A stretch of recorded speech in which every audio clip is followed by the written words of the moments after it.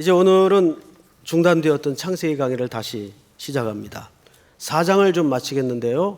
오늘 제목이 뭡니까? 가인의 후예입니다. 영화 제목 같기도 하고 이런 영화가 있었던가요? 얼핏 있었던 걸로 기억이 됩니다. 가인의 후예. 가인은 아벨을 죽인 대가를 하나님께로부터 명시받죠. 단 조건은 내 생명은 보호해 주겠다. 너를 누군가 보복하면 7배를 내가 갚겠다. 이렇게 약속을 받고 가인은 떠나게 됩니다. 그런데 성경 기자가 표현을 이렇게 했어요. 오늘 본문에 보니까 16절 잘 보세요. 가인이 여호와 앞을 떠나서라고 돼 있어요. 과연 인간이 하나님을 떠나서 걷는 그 인생의 행로가 그리고 그 결말이 어떻게 될까 사뭇 궁금하기도 하고 우리는 이 가인의 행로 속에 우리 모습을 또한 소스라치게 발견하게도 됩니다. 여호와 앞을 떠나서 에덴 동쪽, 여러분 아담이 에덴에서 쫓겨날 때 어디로 쫓겨났죠? 에덴 동쪽으로 쫓겨납니다. 그리고 이 동쪽의 노 땅에 거주하게 되죠. 가인은 이 노 땅이라는 말은 풋노트에 보면 그 의미를 이렇게 해석을 하기도 합니다. 유리함, 노 땅이라는 것 자체가 유리하다, 방황하다 이런 의미예요. 그것은 일찍이 가인에게 형벌로 하나님이 내리신 숙명이기도 합니다. 여러분 12절을 한번 볼까요? 4장 12절 우리 한번 같이 읽겠습니다. 시작.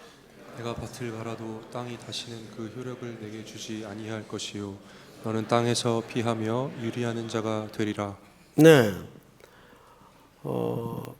내가 밭을 갈아도 땅이 다시는 그 효력을 내게 주지 않겠다. 그러니까 농사 짓는 일을 해서는 먹고 살 수 없도록 하나님이 벌을 명시하십니다. 자연히 그 결과는 네가 온 땅을 헤매며 유리하는 자가 될 것이다. 방황하는 자가 될 것이다. 그래서 하나님을 떠나서 에덴 동쪽으로 노 땅에 거주하게 됩니다. 자, 그런데 17절을 한번 보십시다. 가인의 아내가 처음 등장을 하는데 이름은 밝혀지질 않네요. 가인의 아내와 동침함에 그가 임신하여 에녹을 낳은지라 가인이 성을 쌓고. 자, 앞을 보십시다. 그가 노 땅에 거주하면서 뭘 쌓았다고 되어 있죠? 성을 쌓아요. 여러분 이 성을 쌓는다는 것은 뭘 암시할까요? 내가 하나님이 나에게 허락한 벌을 순종하여 받는 삶일까요? 그것을 정면으로 도전하는 삶일까요? 그렇습니다. 정면으로 도전하는 모습이에요. 성을 쌓는다는 것은 여러분 이 성은 결국 인류의 도시의 기원이 되고 문명의 시작이 됩니다. 성을 쌓아요. 이 말은 여러 가지 의미가 내포되어 있는데 첫째는 하나님이 가인에게 형벌로 내린 그 벌조차 숙명으로 받지 않겠다는 얘기입니다. 따라서 또한 여기에는 성은 싸움으로써 여기에 자연스럽게 생성되는 의미가 뭐냐면 내 운명은 내가 책임지겠다는 뜻입니다. 분명 하나님은 가인에게 살인의 대가로 형벌은 주셨지만 그를 보호하시겠다고 약속하셨어요? 안 하셨어요? 약속하셨습니다. 그런데 그 하나님의 보호마저도 그는 거절하고 성을 쌓습니다. 그 말은 아니 하나님 필요 없어. 내 운명은 내가 책임져야 돼. 그런데 이 생각이 뭘 기점으로 생겼냐가 중요해요. 에녹을 낳은 후입니다. 에녹은 가인의 아들로서 그 가지고 있는 이름의 의미가 전파하다, 교수하다, 가르치다 이런 의미를 갖고 있는 아들이에요. 뭐 여기 미혼자도 아직 대부분 많을 텐데 자식을 낳기 전에 부모의 심정과 자식을 낳은 후에 인생과 인간을 해석하는 의미는 하늘 땅보다 더 큽니다. 참 신기해요. 나를 닮은 DNA가, 유전자가 이 땅에 산고를 통해 태어나는 그림을 볼 때 그거를 상상 속에서만 갖고 있던 인생과 실제 그 결과물을 만날 때의 의미는 달라요. 인간에게 제일 강렬한 본능이 종족 보존 본능입니다. 그래서 가인의 마음속에, 의식 속에 깊숙이 배겨 들어왔던 것은 뭐냐면 내가 책임져야 되겠다. 근데 시편 기자는 분명히 뭐라 그랬어요? 자식은 여호와의 기업이라 그랬어요. 자식도 내 자식이 아니에요. 여호와의 기업이라 그랬어요. 가인은 사실 어쩌면 그 하나님이 허락한 형벌을 잘 감당함으로써 그는 회복할 수 있는 분기점에 서 있었습니다. 그 경계선이라고 그러죠. 경계선이라는 말은 리맨이라는 말인데 그 말에서 무슨 단어가 파생되냐면 리밋이라는, 한계라는, 제한이라는 단어가 파생이 돼요. 누구나 인간은 여기서 다음으로 건너가야 되는 경계선에 항상 서 있게 됩니다. 순간순간. 저도 그런 경우가 많고 여러분들도 그런 경우가 많을 거예요. 자, 그 다음은 어떻게 될 것인가? 그때 인간은 반드시 자기 성찰을 위해서 본질적으로 물어야 되는 질문이 있다는 거죠. 그 질문이 뭐냐면 이런 겁니다. 당신이 유일하게 지금 해야 할 일이 무엇인가? 당신이 유일하게 해야 될 일은 무엇인가? 보통 그런 경계선에 설 때는 인간은 답을 찾으러 돌아다녀요. 어떻게 할 것인가? 근데 그때 질문이 나와야 된다는 거죠. 지금 네가 유일하게 할 것은 무엇인가? 그래야 그것이 성찰이 되고 그 유일하게 해야 될 목표에서 인생이 비껴 서 있을 때 그걸 하말티아, 죄라고 얘기합니다. 죄라는 뭐예요? 관역에서 벗어났다는 거죠. 가인은 사실 어쩌면 인생 최대 위기에서 그 경계선에 서 있었어요. 어쩌면 이 경계선은 그에겐 위기였지만 회복으로 가는 길목이 될 수도 있었어요. 근데 그 기회를 놓칩니다. 하나님을 떠나서 그는 성을 쌓고 맙니다. 성을 쌓는다는 건 뭘까요? 또 다른 의미로 내가 내 인생을 책임지겠다 라는 하나님에 대한 불신과 함께 이거는 너와 나의 삶이 아니라 너는 너고 나는 나예요. 단절을 얘기하는 거예요. 성은 철저한 단절을 얘기합니다. 인류 문명이 시작된 이후로 오늘날과 같이 소통의 기술이 발달된 시대는 없어요. 그런데 아이러니하게도 오늘날만큼 불통의 시대를 산 적도 없어요. 참 역설이죠. 이렇게 소통의 기술이 발달되어 있는데 지구촌이라면서요. 그런데 소통이 안 돼요. 정부하고 백성하고도 소통이 안 되고 정부와 청와대도 소통이 안 되고 불통의 시대에 살고 있어요. 성은 그런 거예요. 성을 쌓으면 너와 나가 아니라 너는 너고 나는 나예요. 그러다 보니까 인간을 분석하게 되고 평가하게 되고 등수를 매기고 종속 개념으로만 인간을 이해하게 됩니다. 비극이죠. 그런데 이 애녹성이 사실은 인류의 문명의 기원이고 도시의 기원이에요. 그럼 보세요. 인류의 문명이 이렇게 최첨단 기술을 동원해서 발달한 결과가 인간을 행복하게 만들었나? 아니라는 거죠. 편리하게는 만들었어요. 근데 편리한 게 행복은 아니잖아요. 참 편리해졌죠? 그런데 더 인간은 분주해지고 바빠졌어요. 옛날에는 부산 한번 가려면 벌써 며칠 전부터 여장을 준비하고 해운대도 좀 보고 갈매기 소리도 좀 듣고 여유 있게 낭만을 그리면서 기차에 올랐어요. 그런데 요즘은 빨라져 가지고 아침에 갔다 저녁에 또 와야 돼. 1박을 할 수가 없어요. 지금보다 더 빠른 걸 또 만든대요. 그 하루에 2번도 왔다 갔다 해야 돼.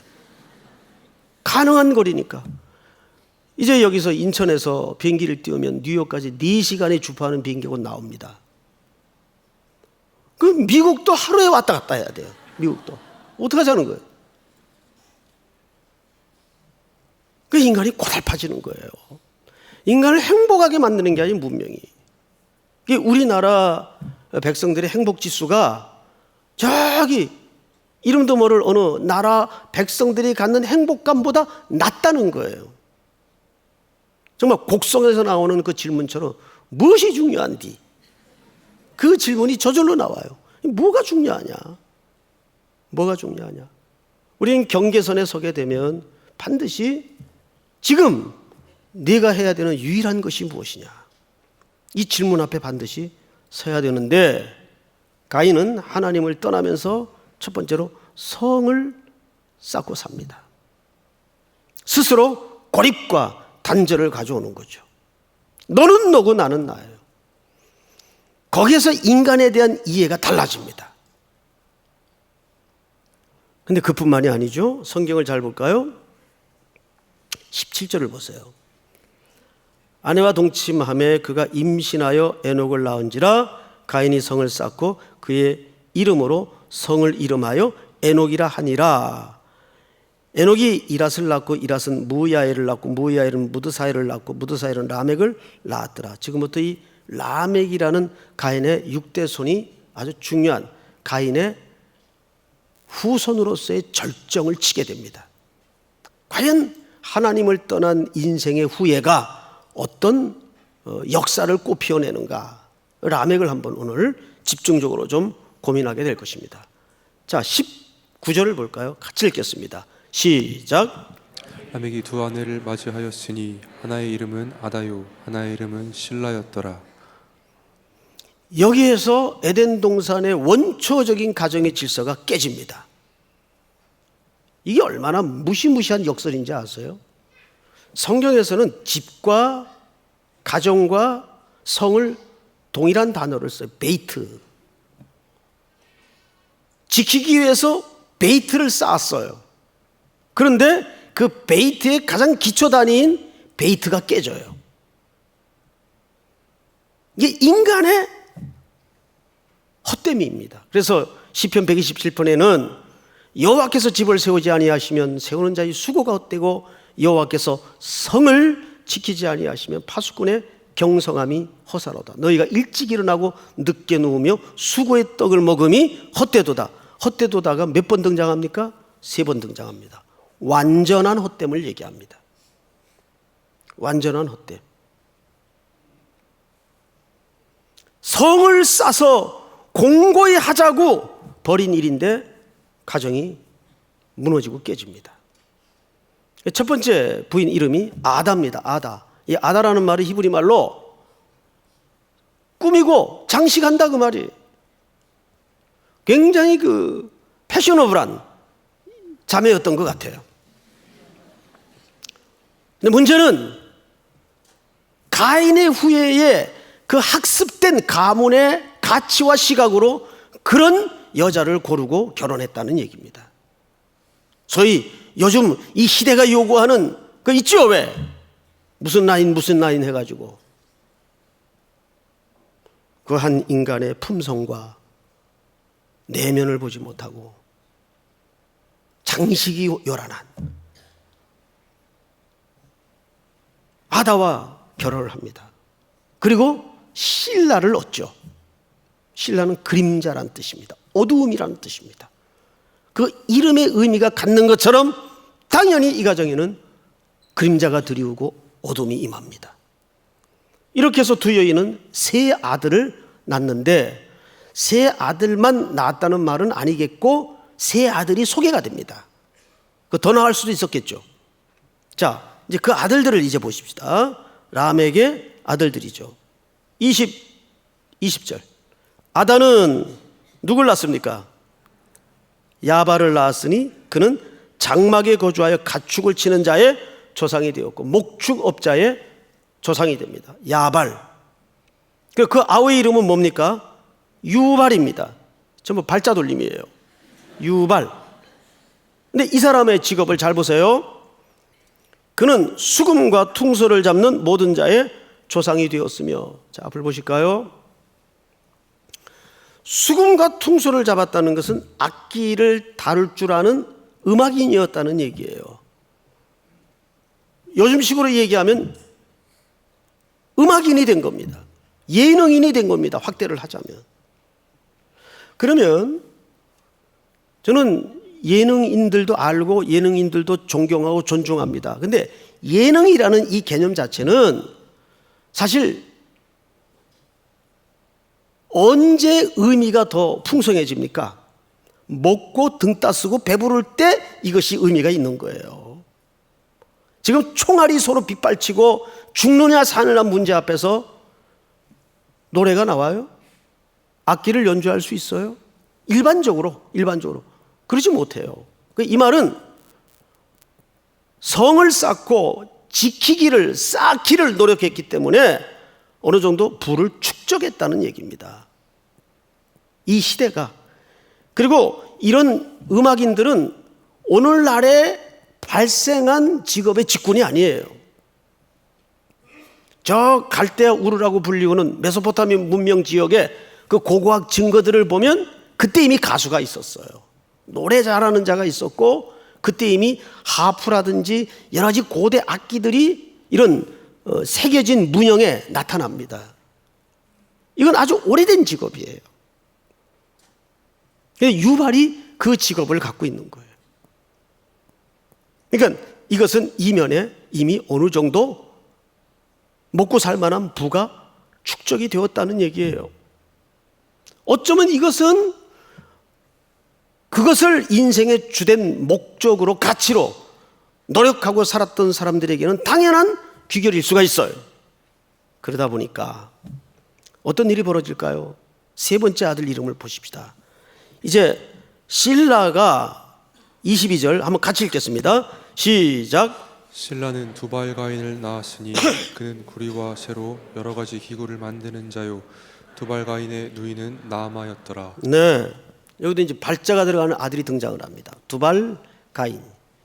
근데 이 사람은 뭐 하는 사람이에요? 이 사람은 쇠로 여러 가지 기구를 만든대요.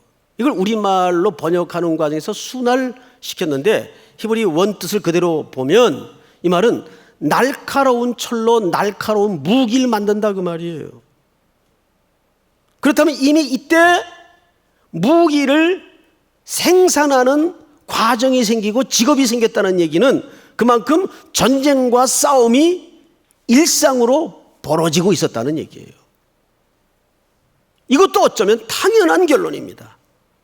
성을 지키고 쌓아놓은 부를 지키려다 보니까 또 그것을 탐욕을 가지고 빼앗으려다 보니까 분쟁과 전쟁이 일어나고 인류는 가인의 후예는 이런 패턴으로 점점 문명이라는 미명 아래 이 역사를 확대해 가는 거예요. 오늘날에도 본질은 이거 아닙니까? 결국 뭐 민주주의라는 이름으로 인권이라는 이름으로 명제는 내세우지만 그 뒤에는 반드시 달러가 있고 석유가 있고 자원 싸움이 있잖아요. 똑같은 겁니다.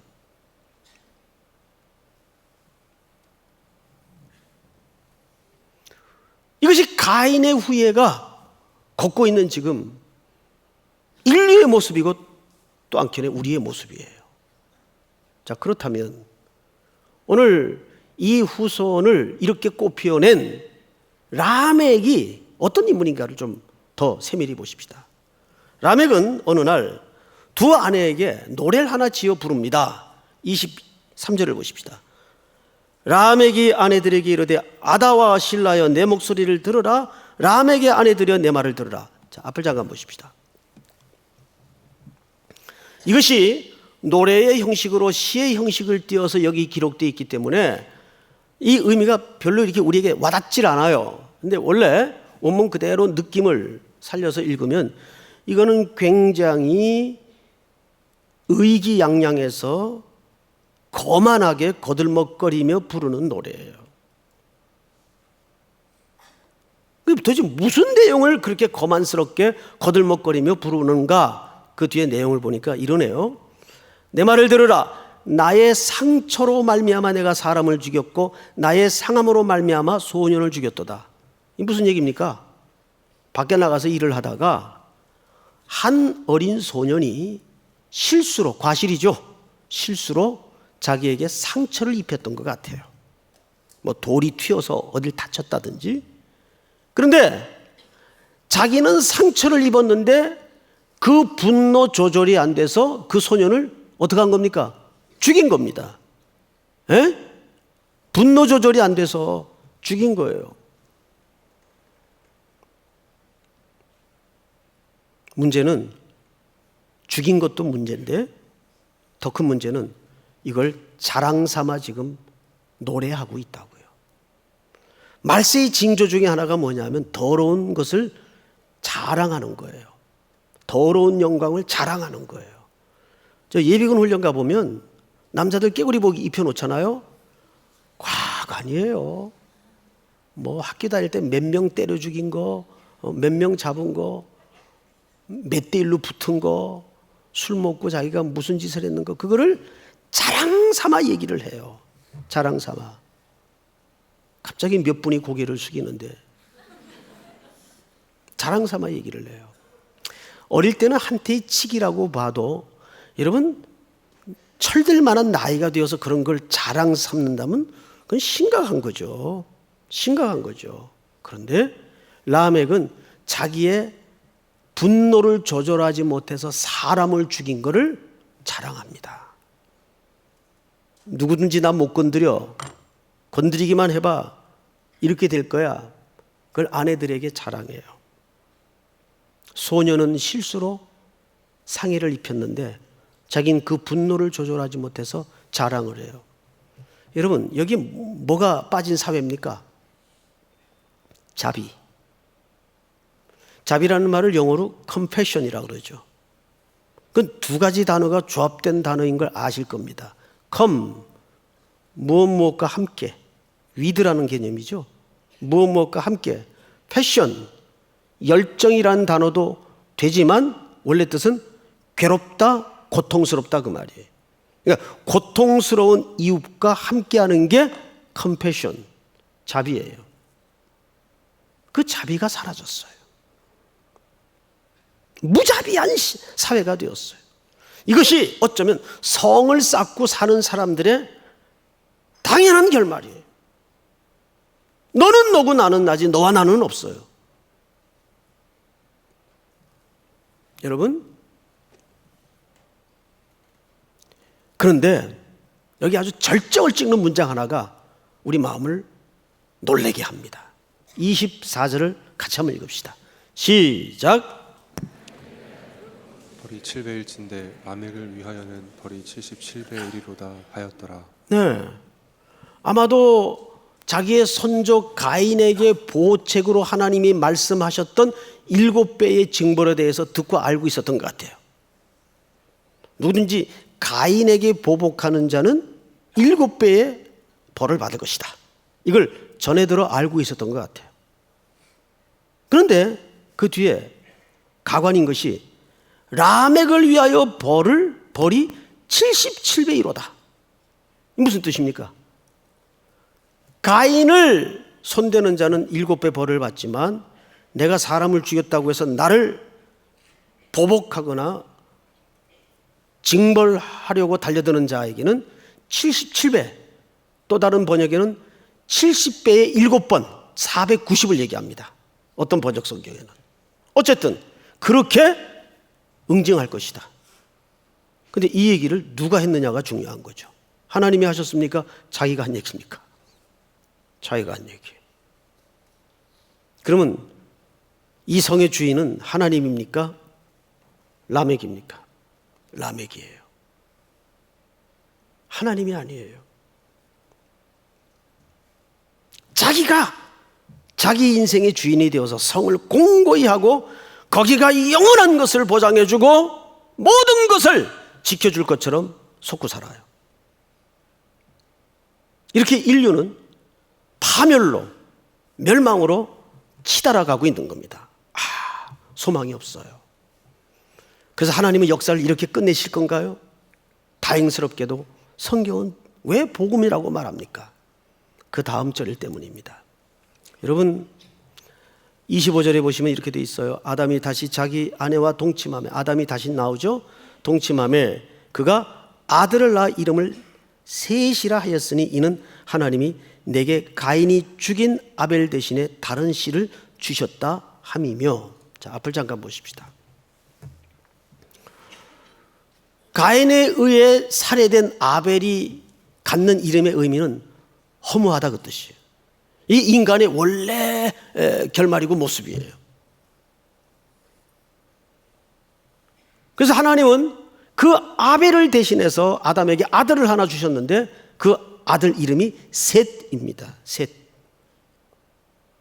다른 씨를 주셨습니다.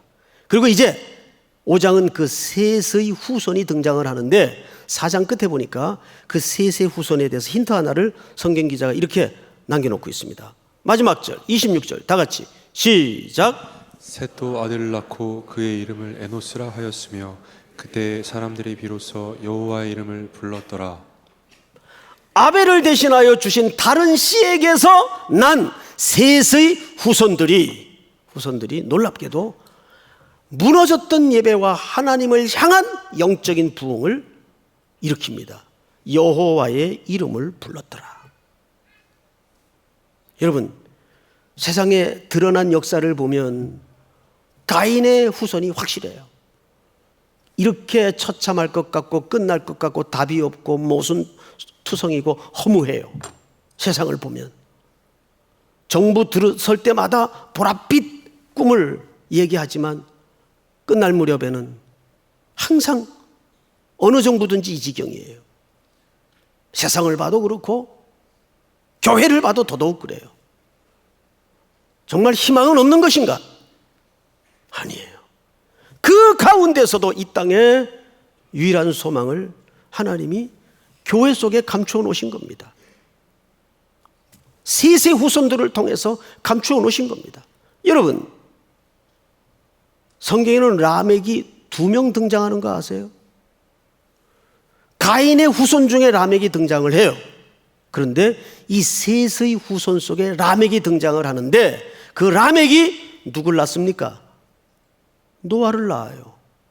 5장 28절. 자, 보십시다. 이건 다른 족보입니다. 28절. 라멕은 182세에 아들을 낳고 이름을 누구라고 합니까? 노아. 온 땅이 홍수로 심판받아야 마땅한 지경에 이르렀을 때 이 라멕의 아들 노아를 통해서 그루터기를 남기세요. 노아의 가족을 보존하세요. 그리고 하나님의 구원은 유유하게 흘러갑니다. 하나님의 우리를 향하신 그 끈질긴 사랑은 한 번도 중단되거나 포기된 적이 없다는 얘기예요. 믿습니까? 지난 추석 때 아이들하고 이제 낮에 돌아다니다가 피곤해서 집에 가서 좀 쉬었으면 좋겠는데 이놈들이 아빠 오랜만에 영화 좀 가요. 야, 니들끼리 가라. 같이 가요. 그래서 요 가까운 데 가서 이제 저녁에 밀정이라는 영화를 표를 끊어가지고 들어가 앉았어요. 저는 뭐 바로 자겠더라고요. 그래서 아빠 자도 너희들 뭐라 하지 마라. 그리고 이제 앉았는데 어디까지만 기억이 나냐 하면 앞에 감독 이름까지만 기억이 나요. 그리고는 그 다음에는 정말 혼수 상태로 잤어요. 의자도 푹신하다 보니까 깊숙이 파묻혀가지고 정말 잘 잤어요. 그렇게 잘 잘 수가 없어요. 그리고 이제 끝날 무렵에 딱 눈을 떴는데 마지막 장면이 눈에 들어오는 거예요. 그 마지막 장면 기억하십니까? 밀정 보신 분들. 길다랗고 좁다란 길에 가로수가 양옆에 쭉 서 있습니다. 근데 이제 감옥에서 풀려난 송강호 씨가 일본 순사죠. 근데 그 정체는 끝까지 밝혀지지 않습니다. 그런데 분명한 것은 가슴 한켠에 조국 독립에 대한 그 아린 마음이 있어요. 그 시대를 살았던 사람들은 누구나 그런 이중적인 마음이었을 것 같아요. 송강호 씨가 이렇게 쭉 가로수가 늘어선 길을 걸어가면서 저쪽에서 의열단 학생, 소년 하나가 이렇게 마주 걸어옵니다. 그래서 스쳐 지나갈 듯 하면서 질문을 하죠. 단장님은 잘 계신가? 의열단 단장을 얘기하는 거예요. 단장님은 잘 계신가? 예. 단장님께서 이렇게 말씀하셨습니다. 그리고 그 단장이 한 이야기를 송강호 씨에게 들려주는 겁니다. 우리는 실패해도 앞으로 나아가야 합니다. 실패가 쌓여 그 실패를 딛고서 앞으로 전진하고 더 높은 곳으로 올라서야 한다고 말씀하셨습니다. 소년이 그렇게 전합니다. 그래서 그 얘기를 유심히 눈을 감고 듣던 송강호 씨가 이제 스쳐 막 지나가면서 그 소년에게, 그 소년은 아마도 조국 독립의 푸른 그 비전을 상징하는 인물이었을 거예요. 마지막 남긴 말이 뭔지 아십니까? 꼭 다시 보세. 꼭 다시 보세. 그 당시 군자금도 떨어지고 독립투사들은 여기저기서 체포가 되고 감옥에서 죽어가고 독립은 영원한 이야기처럼 느껴지던 상실한 시대입니다. 그런데 꼭 다시 보세요. 우리를 까발겨 보면 저를 포함해서 여기 앉아있거나 서 있을 사람 아무도 없어요. 우리 속의 내용을 보면 찌질이에 진상에 뭐 형편없죠. 나를 보면 그래요.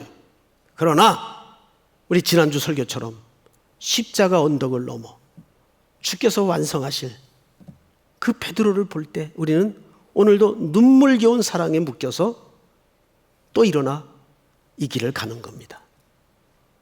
성을 쌓는 것이 피난처가 아니에요. 예수만이 여러분들의 피난처가 되시기를 주의 이름으로 축복합니다. 다 일어나십시다. 나의 피난처 예수 찬양합시다.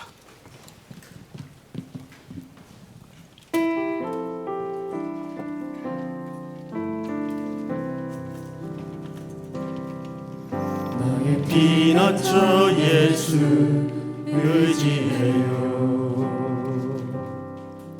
나의 피난처 예수 의지해요.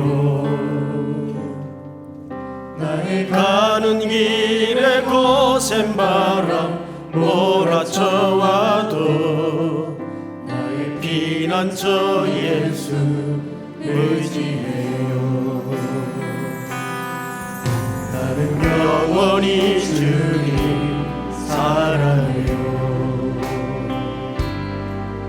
나는 영원히 주님 사랑해요. 세상 어떤 것도 나의 사랑 끊을 수 없네. 나는 영원히 주님 사랑해요.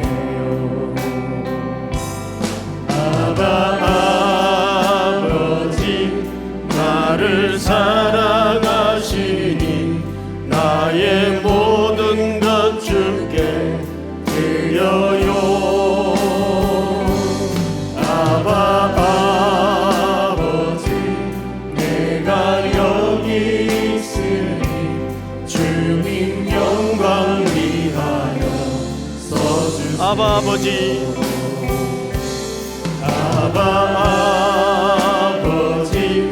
나를 사랑하시니 나의 모든 것 주께 드려요. 아버지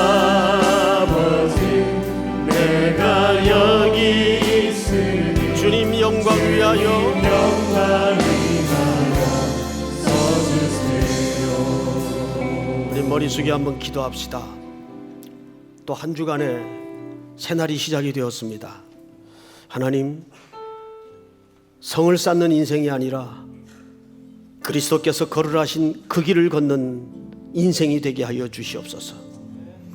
예수만이 내 남은 인생의 피난처로 삼는 지혜를 허락해 주시옵소서. 또 진행되고 있는 2차 일꾼 투표를 위해서 또 한 주간에 여러분들이 맞닥뜨리고 감당해야 될 그 경계선에 섰을 때 내가 지금 해야 될 유일한 일은 무엇인가?